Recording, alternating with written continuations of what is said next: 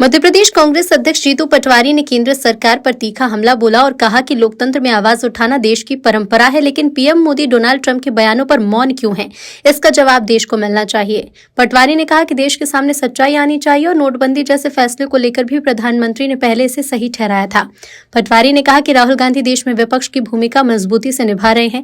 उनके मुताबिक जहां भी दर्द और अन्याय है, राहुल गांधी आवाज उठा रहे हैं। उन्होंने आरोप लगाया कि बीजेपी मंत्री लगातार राहुल गांधी पर निशाना साध रहे हैं, लेकिन इसके बावजूद वो देश हित में बात रखते रहेंगे। पटवारी ने दावा किया कि आने वाले समय में राहुल गांधी देश के प्रधानमंत्री होंगे। फिलहाल बयान के बाद प्रदेश की राजनीति में सियासी घमासान तेज हो गया है। लोकतंत्र में प्रधानमंत्री की जो भाषा है वो शर्मसार करती है देश को। देश के प्रधानमंत्री कहते हैं कि कांग्रेस नंगी है पहले से, ये वर्ड है, ये देश के प्रधानमंत्री के है।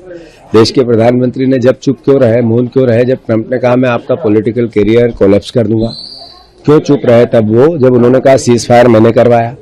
जब देश के किसान 0% टैरिफ पर अपनी फसल अमेरिका जा सकती है और वहां 18% लगेगा जाने के लिए और उनका 0% में आएगा, ऐसी परिस्थिति में प्रधानमंत्री ने क्या हित देखा देश के किसानों का? तब चुप क्यों है?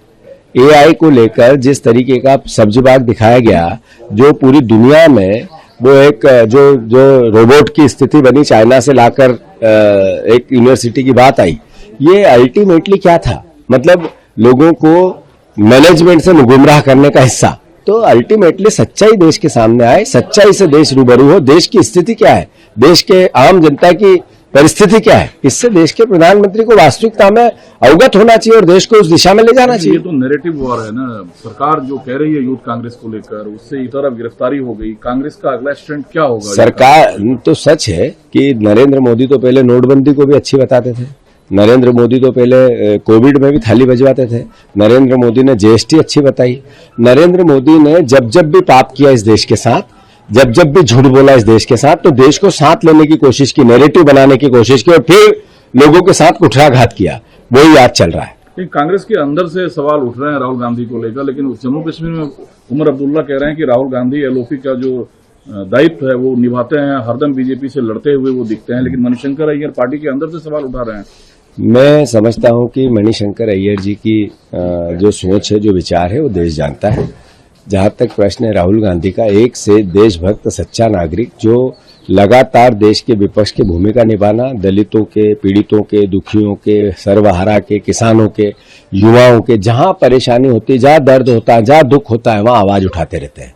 और एक ही देश में नागरिक है ऐसा, सिर्फ एक नागरिक राहुल गांधी, जिसके खिलाफ देश के सारे मंत्री, सारे बीजेपी के मुख्यमंत्री, प्रधानमंत्री, पूरा उनका सिस्टम सब लगे हुए हैं, फिर भी दृढ़ता से अपनी बात कहते हैं, देश हित में कहते हैं, देश के लिए कहते हैं।